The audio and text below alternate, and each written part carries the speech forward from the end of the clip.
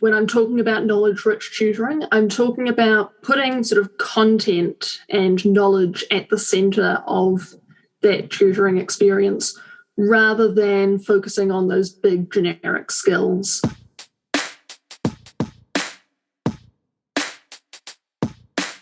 It's a bit more explicit for students when they can get to the end of a tutoring session and they can say, oh, I know something that I didn't know at the start of this hour.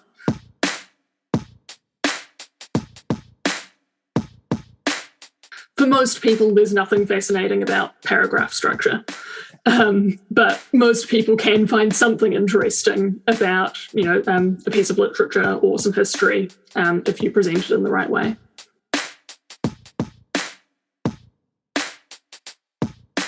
One of the things I've always found challenging with teaching is recognising that the things that I find fun and the things that I find interesting are not interesting to your average 14-year-old.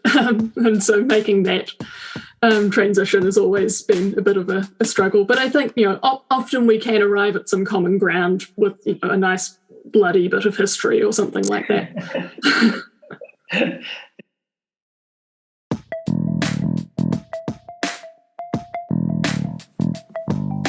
Hello and welcome to the Qualified Tutor Podcast, the podcast that brings you the latest in the world of tutoring, edtech and education, and hopefully inspires in you the big change that each and every one of us is capable of.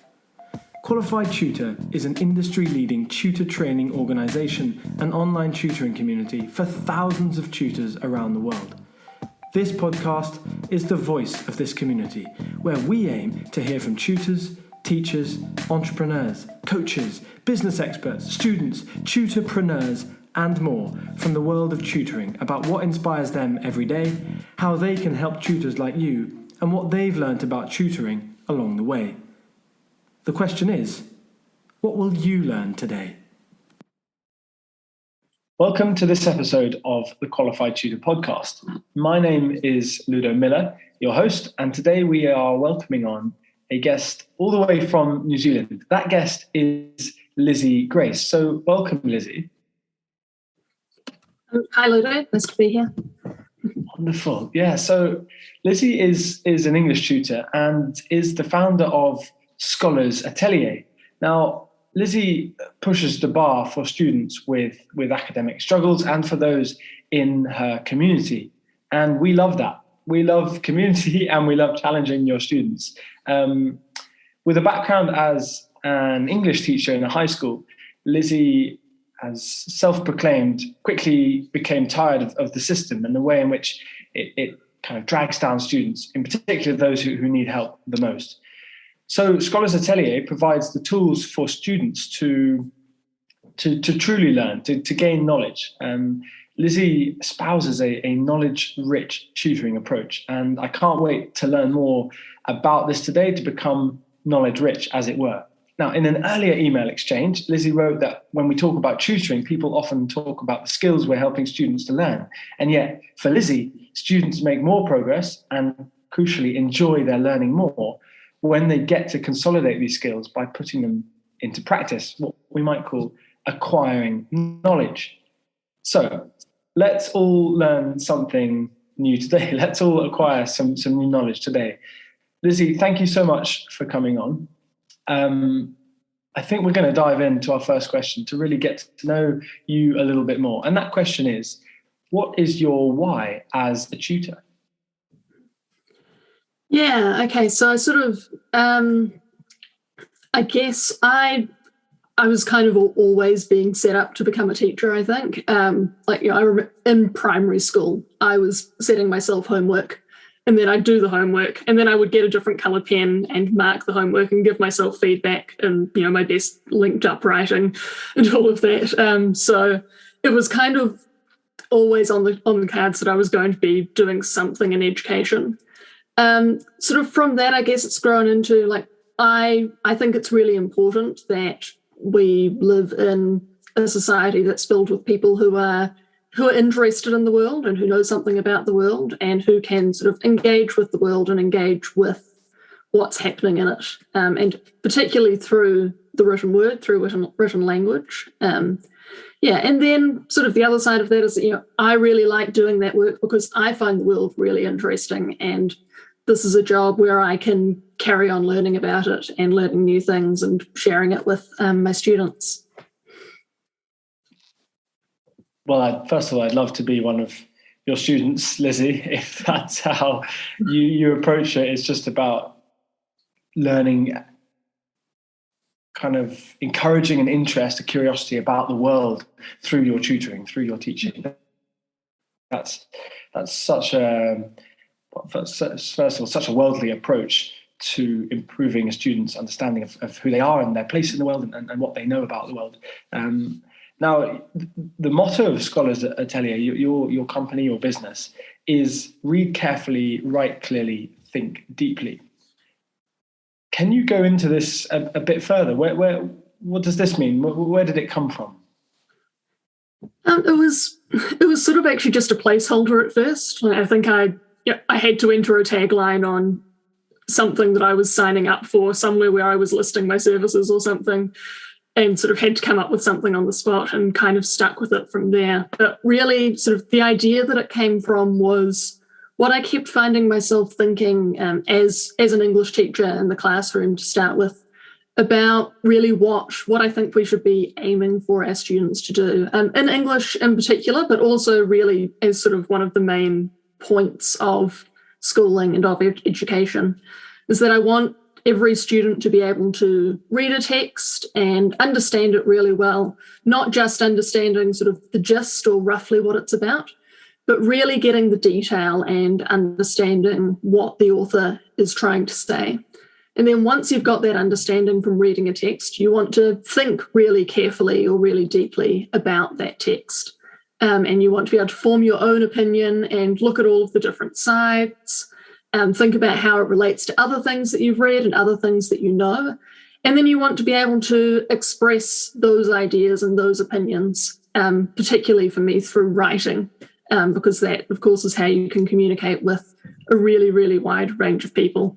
And then, of course, you're also participating in that cycle, because then people can read what you've written and they can think about that, and then they can write about what you've written, and so on. So I guess from that perspective, I think sometimes it made more sense to have the think deeply portion in the middle of that motto. But at the same time, I think it's sort of the thinking it's the most abstract one. So that's kind of why I put it near the end. And also because the thinking sort of infuses the whole process. Good thinking is good reading and good writing, and good reading and writing leads to good thinking. So they all feed into one another. Yeah, okay. Now, I'm going to ask you the trickiest question of today. Which one is your most important out of those three? Oh, that is a tricky question. I don't really think that you can separate them out. Like, I think you can't read well without thinking, and you can't write well without thinking. I guess if I had to choose between reading and writing, I guess I'd go with reading. But,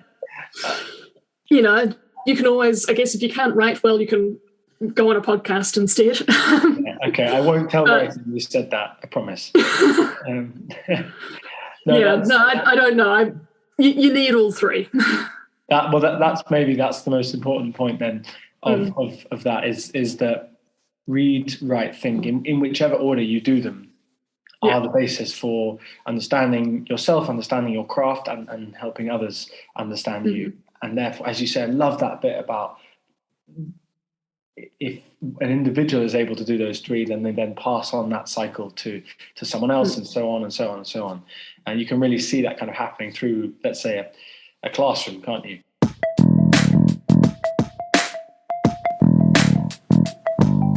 For those of you who know the Love Tutoring Festival, you'll be delighted to hear that we're back.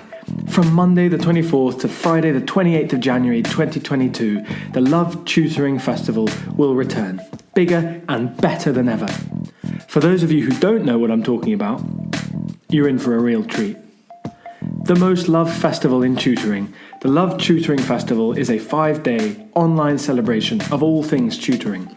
With some of the biggest names in tutoring, education and pedagogy, and hundreds of committed and motivated tutors from all 4 corners of the globe taking part, it really is the biggest party in tutoring. We will again be working on a freemium ticket model this year, with all events totally free, apart from our famous and ludicrously inexpensive CPD accredited workshops. You can find out more, including the confirmed speakers so far, how to grab your place, and key information on our wonderful sponsors at qualifiedtutor.org/lovetutoringfestival. Let's raise standards in tutoring together. Now, something that you opened up with when you first contacted me was this idea of knowledge-rich tutoring, which is clearly something you're passionate about. You very much believe in. It's weaved in, throughout your entire website and your entire kind of persona online. So why is knowledge-rich tutoring so effective?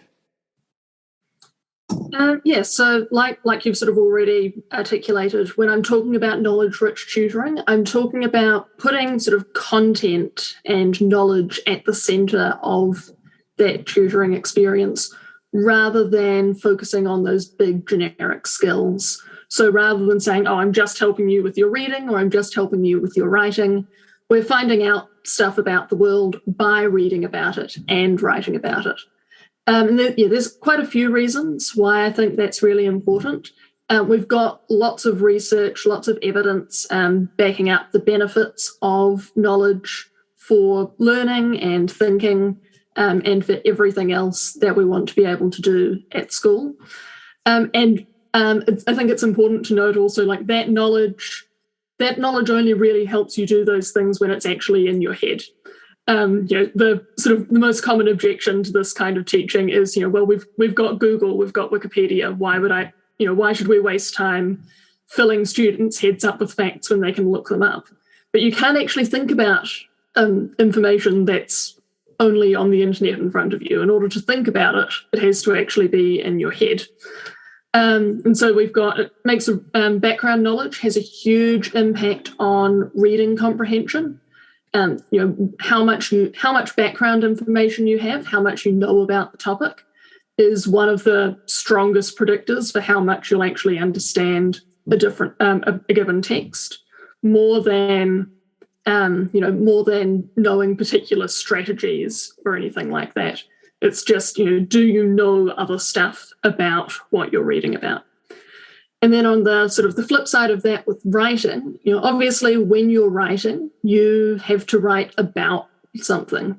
You have to have some content. And a lot of the time what I find is, students will come to me, or parents will come to me saying that the trouble is, essay writing, knowing how to write an essay. And I sit down with the student and we work on that, and it becomes clear pretty quickly, how an essay is meant to be structured. They know that they need an introduction and a body and conclusions, and they know they need a topic sentence and that sort of thing. They know what an essay is supposed to look like. What they don't know is actually enough information to be able to say something interesting about what they're supposed to be writing an essay on.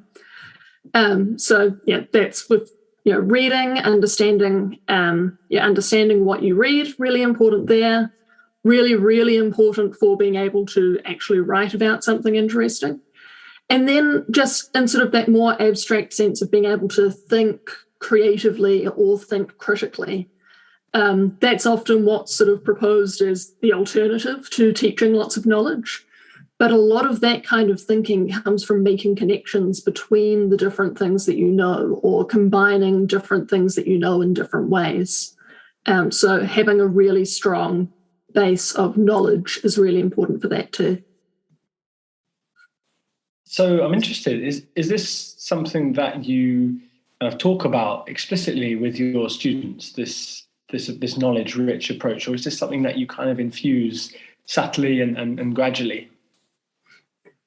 It's mostly infused. Sometimes it sort of comes up naturally. I've had a few, sometimes with students, sometimes with their parents. They'll sort of bring up, they feel like they're actually learning something, whereas they sometimes, obviously they are learning things in school as well, but I think it's a bit more explicit for students when they can get to the end of a tutoring session and they can say, oh, I know something that I didn't know at the start of this hour, rather than just, often I ask them what they're doing in school, and it's sort of like, oh, we're reading some stuff. What are you reading about? What have you learned about? And it can get really caught up in that sort of skills-based thing. So sometimes I do end up discussing it a bit more explicitly with students if they're bringing that sort of thing up and sort of making those comments about, what they feel like they're learning. And other times with other students, it's a bit more just sort of in the background and feeding into my planning and things.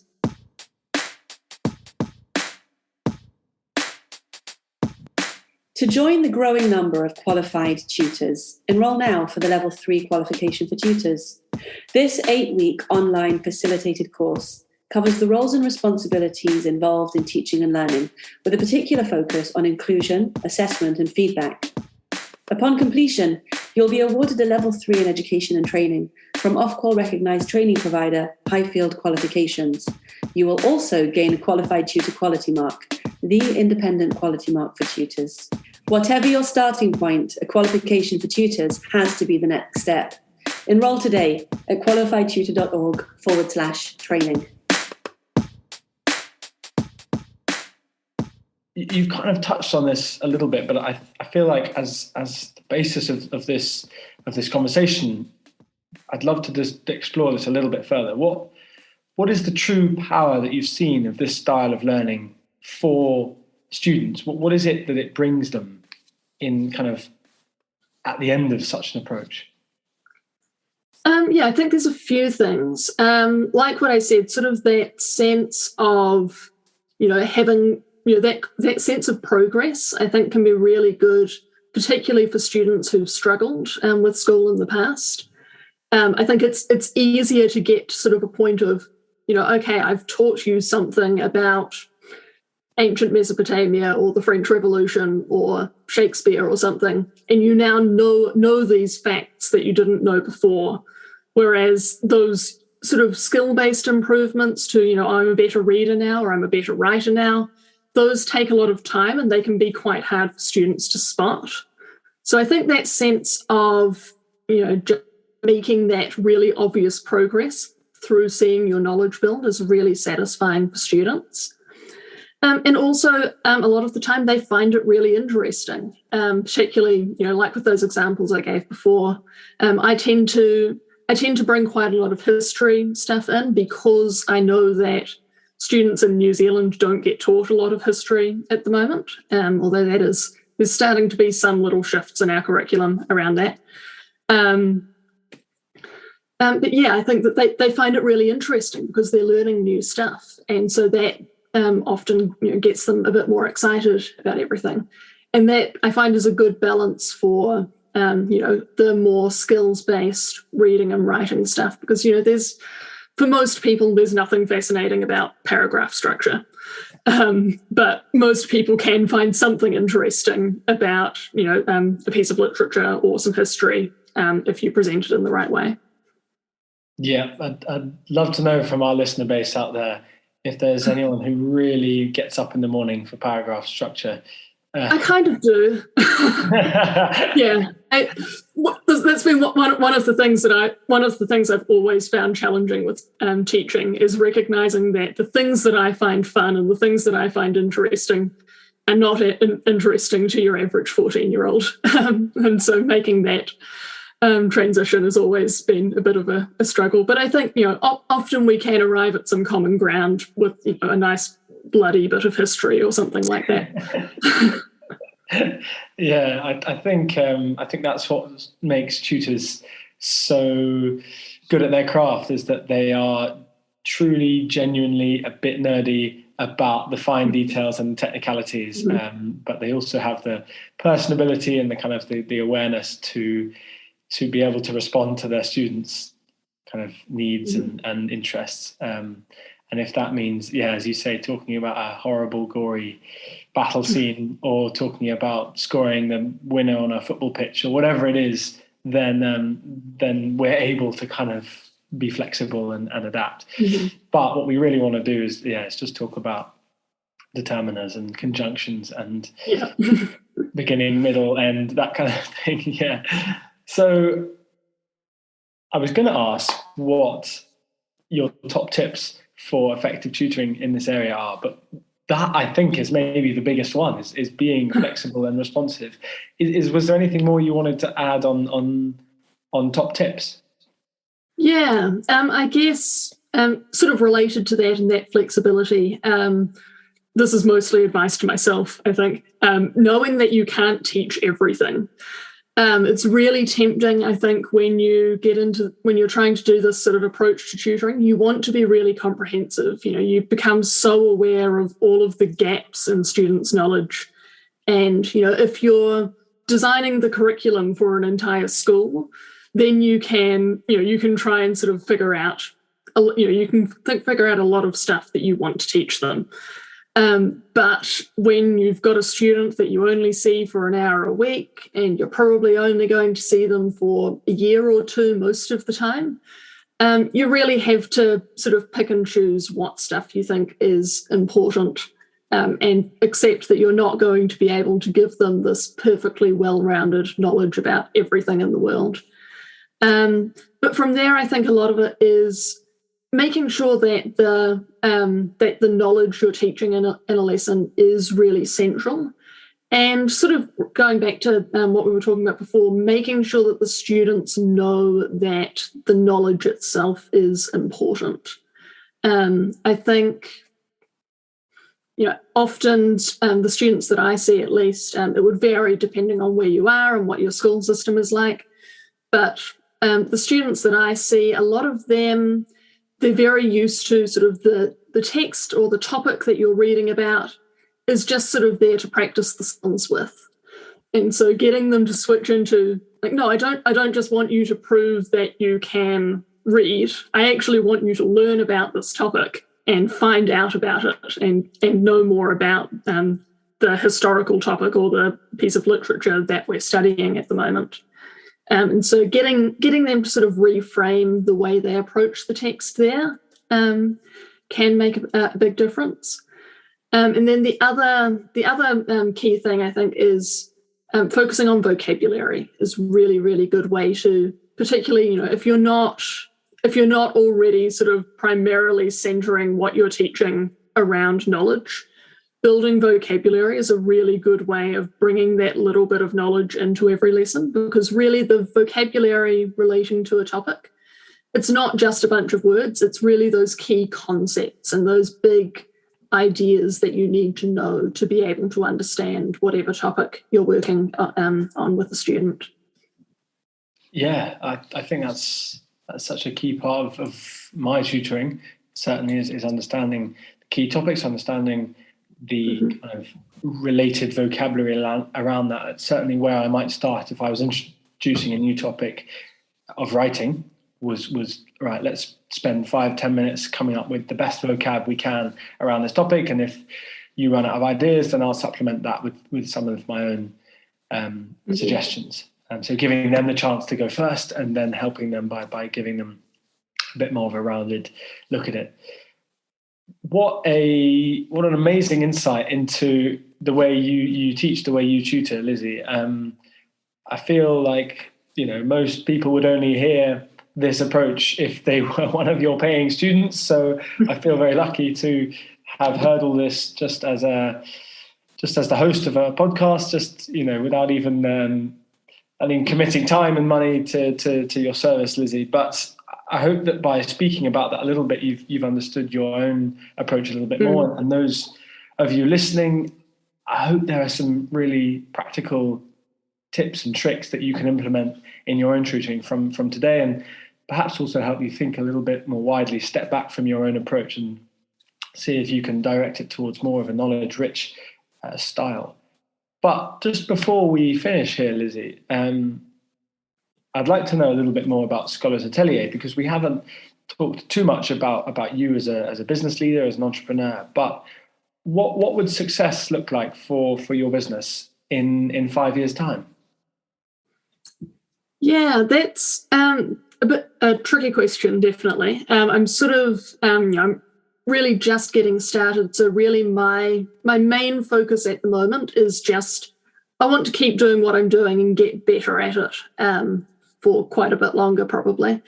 I'd say my main goal, sort of related to that and going beyond that a bit, is building up my curriculum a bit more to be a bit more systematic. At the moment, that's sort of happening in rounds. I do cover similar topics with different students, but each time I'm adding a bit more into it and trying out different ways and adjusting exactly what activities I do with a given topic, depending on where my student's at in terms of skills. But sort of trying to, get that to be a bit more systematic, and particularly getting more systematic around things like vocabulary is kind of the main thing that I'm working on, is building up that curriculum side of things. And I think that's sort of, I'm undecided about if I want to, eventually bring more tutors into the business or not. But I think having that curriculum is sort of the prerequisite to whatever I want to do with this next. Okay, so it's curriculum focused. It's building out that framework of curriculum. Wonderful, amazing. Thank you so much, Lizzie. You can find out more about Lizzie at scholarsatelier.com, or you can find some of her resources on the famous teacherspayteachers.com site. Just type in Scholars Atelier there and you can find out more about Lizzie's resources and materials and short kind of presentations, courses, that kind of thing. Lizzie is an English tutor, is the founder of Scholars Atelier. Join us today to talk about knowledge-rich tutoring. If you want to re-listen to any of what she said, just drag the cursor back and listen to some of those amazing answers again. Lizzie, thank you very much. I have been Ludo Miller. I've been your host of the Qualified Tutor Podcast, and we will see you all again next time. Now, just before we close today, I wanted to let you guys know about a new feedback and commenting feature we have made available to everyone and anyone. SpeakPipe is a website that allows anyone to record a short audio message and send it in. We have created a special Qualified Tutor Podcast SpeakPipe page, which can be found at speakpipe.com/Qualified Tutor Podcast or in the show notes below. The aim of this is to allow you to leave feedback on any part of our show and really whenever it pops into your head. There's no limit to how much feedback you can give. Every week we'll be taking one piece of feedback and highlighting it here at the end of the episode. Thank you to Victoria Burns, founder of VB Tutoring, for kicking us off with the first ever audio feedback on the Qualified Tutor Podcast. Good morning, everyone. This is Victoria from VB Tutoring. I'm here to ask the community to join Find the Right Tutor on Facebook. Lots of you have, and we are growing very, very quickly. You're also welcome to join my group, VB Tutoring. And also I'm here to say how much QT has really made an impact on me over the last 6 months, making lots of good friends and contacts, and it's lovely to not be a lone tutor. So big shout out to QT for all you do, and thank you. Thanks, Victoria. Lovely to hear from you as ever. Remember that you can leave your own message at speakpipe.com/Qualified Tutor Podcast.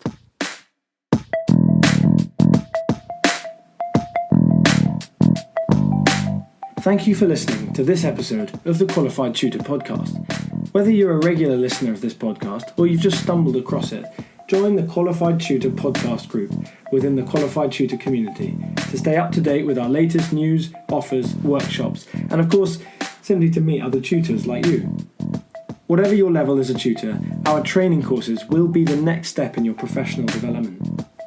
Visit qualifiedtutor.org/training to find out more about our CPD accredited and Ofqual recognised courses, the first of their kind in the tutoring industry. Your student deserves the best tutor possible. Make that happen today by joining Qualified Tutor